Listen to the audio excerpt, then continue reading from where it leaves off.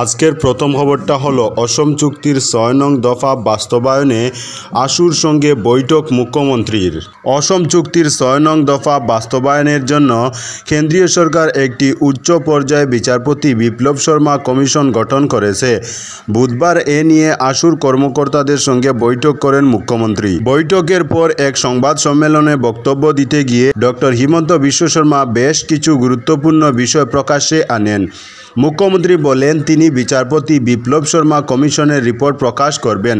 প্রতিবেদনটি এখন থেকে অসম চুক্তি বাস্তবায়ন বিভাগের ওয়েবসাইটে পাওয়া যাবে। তিনি আরও বলেন বিচারপতি বিপ্লব শর্মা কমিশনের প্রতিবেদনে ৬৭টি সুপারিশকে ৩টি ভাগে ভাগ করা হয়েছে।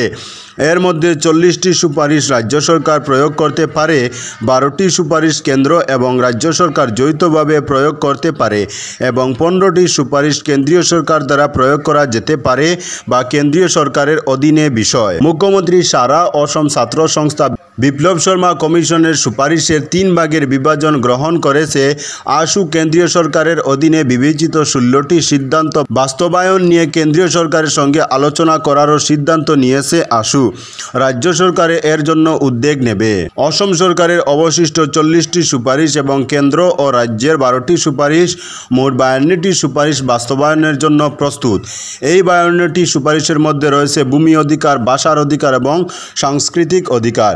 মুখ্যমন্ত্রী যেমন আগেই উল্লেখ করেছেন, এই সুপারিশগুলি বাস্তবায়নে তিনি বরাক উপত্যকা ও অঞ্চলের মানুষের মতামত নেবেন। একইভাবে ষষ্ঠ তফসিলের আয়ত্তাভুক্ত এলাকায় প্রতিক্রিয়া গ্রহণ করুন। একইভাবে ষষ্ঠ তফসিলের আয়ত্তাভুক্ত এলাকায় সেসব এলাকার কর্তৃপক্ষের সঙ্গে আলোচনা করা হবে। আজকের পরবর্তী খবরটি হলো উত্তর কৃষ্ণপুরের ভুয়ো চিকিৎসক রহিমউদ্দিন লস্করকে গ্রেফতার করল পুলিশ। অবশেষে পুলিশ গ্রেফতার করল শিলচর উত্তর কৃষ্ণপুর প্রথম খণ্ডের বাসিন্দা রহিমউদ্দিন লস্কর নামে ভুয়ো চিকিৎসককে।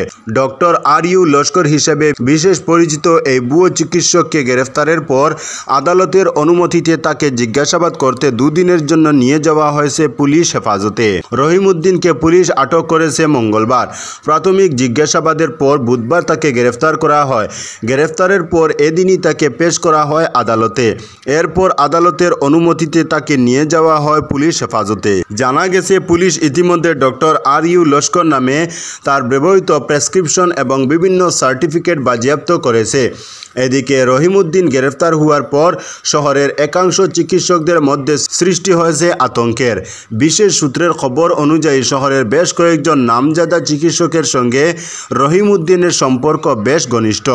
রোগীরা রহিমউদ্দিনের কাছে যাওয়ার পর কিছুদিন চিকিৎসা চালিয়ে যদি তার পক্ষে রোগ কমানো সম্ভব না হয় তবে তিনি রেফার করে দিতেন নির্দিষ্ট ওই কয়েকজন নামজাদা চিকিৎসকের কাছে। আর এই রেফার বাণিজ্যকের নামে তার কাছে পৌঁছে যেত কমিশন। অবশ্য কিছু কমিশনের মধ্যেই যে দুপক্ষের সম্পর্ক সীমিত ছিল এমন নয়। রহিমউদ্দিনের বিরুদ্ধে অবৈধভাবে রোগীদের চিকিৎসা করা নিয়ে কেউ অভিযোগ করলে সেসব চাপা দেওয়ার ব্যবস্থা করে দিতেন ওই নামজাদা চিকিৎসকরা। এভাবে দীর্ঘদিন ধরে চলে আসছিল দুপক্ষের কারবার। আজকের পরবর্তী খবরটি হলো করিমগঞ্জ জেলায় ডেঙ্গুর প্রজনন উৎস হ্রাস এবং সচেতনতা পক্ষ চালু। ডেঙ্গু জ্বরের ক্রমবর্ধমান হুমকি মোকাবেলায় করিমগঞ্জ জেলায় মশার প্রজনন উৎস হ্রাস এবং জনগণের সচেতনতার জন্য বুধবার ২ সপ্তাহের কার্যসূচি পালন শুরু করা হয়েছে। এই উদ্যোগের লক্ষ্য জনসাধারণকে প্রতিরোধমূলক ব্যবস্থা সম্পর্কে শিক্ষিত করা এবং মশার প্রজনন স্থান নির্মূলে জনগণের অংশগ্রহণকে উৎসাহিত করা। অনুষ্ঠানটি একটি সচেতনতামূলক র্যালির মাধ্যমে শুরু হয়। সচেতনতা র্যালিটি করিমগঞ্জ জেলার প্রধান স্থান প্রদক্ষিণ করে। অনুষ্ঠানে ডক্টর নাইডিং বলেন, ডেঙ্গু জ্বর এডিস মশা দ্বারা সংক্রমিত, বিশেষ করে বর্ষাকালে প্রবল স্বাস্থ্য ঝুঁকি তৈরি করে।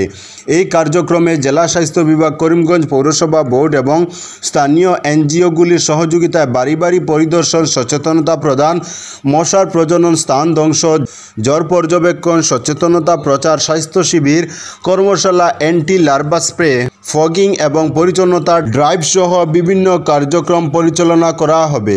আজকের পরবর্তী খবরটি হলো করিমগঞ্জে শিক্ষকদের মেডিকেল ফিটনেস সার্টিফিকেট প্রদানের জন্য স্থান পরিবর্তন। করিমগঞ্জ স্বাস্থ্য বিভাগের যুগ্ম সঞ্চালক জেলা প্রাথমিক শিক্ষা আধিকারিককে এক পত্রযোগে করিমগঞ্জ জেলায় সদ্য নিয়োগপ্রাপ্ত শিক্ষকদের মেডিকেল ফিটনেস সার্টিফিকেট প্রদান করার স্থান পরিবর্তন হয়েছে বলে জানিয়েছেন।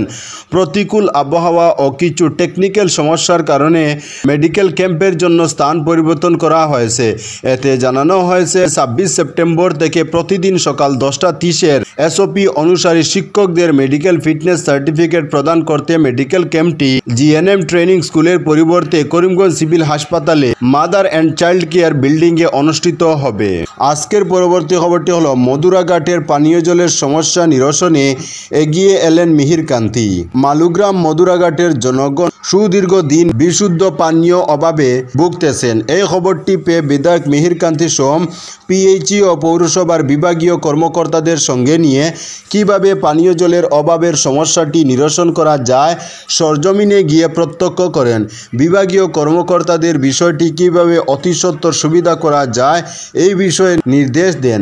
এদিন অন্যান্যদের মধ্যে উপস্থিত ছিলেন বিজেপির মালুগ্রাম ও রংপুর মণ্ডলের সাধারণ সম্পাদক অপূর্ব চক্রবর্তী, যুব মোর্চার মালুগ্রাম মণ্ডলের সভাপতি জয়দেব ও বুথ সভাপতি তুষার দেবনাথ সহ অন্যান্যরা। আজকের পরবর্তী খবরটি হলো জেলা কমিশনার মৃদুল কুমার যাদবকে সংবর্ধনা বইমেলা কমিটির। বুধবার শিলচর বইমেলা কমিটির এক প্রতিনিধি দল কাছাড়ের নবাগত জেলা কমিশনার মৃদুল কুমার যাদবকে সংবর্ধনা জানালেন। এদিন শিলচর বইমেলা কমিটির সাধারণ সম্পাদক বিপ্লব পাল চৌধুরীর নেতৃত্বে প্রতিনিধি দল জেলা কমিশনার মৃদুল কুমার যাদবকে উত্তরীয় ফুলের বুকে দিয়ে সংবর্ধনা জানান। এদিন প্রতিনিধি দলের সঙ্গে জেলা কমিশনারের সংক্ষিপ্ত আলোচনায় শিলচর বইমেলার প্রতিষ্ঠা দিবস থেকে বর্তমান পর্যন্ত শিলচর বইমেলার কর্মসূচি নিয়ে আলোচনা করা হয়। এতে বইমেলার উদ্বোধনী অনুষ্ঠান সহ প্রকাশন গোষ্ঠী ইত্যাদি আলোচ্য বিষয় উঠে আসে। এছাড়া বইমেলা সাফল্যমণ্ডিত করে তোলার জন্য জেলা কমিশনার মৃদুল কুমার যাদবের সহযোগিতা কামনা করা হয়েছে। তো বন্ধুরা, আজকের জন্য এতটুকু। পরবর্তী কোনো নতুন ভিডিওতে দেখা হবে, তখন অবধি ধন্যবাদ।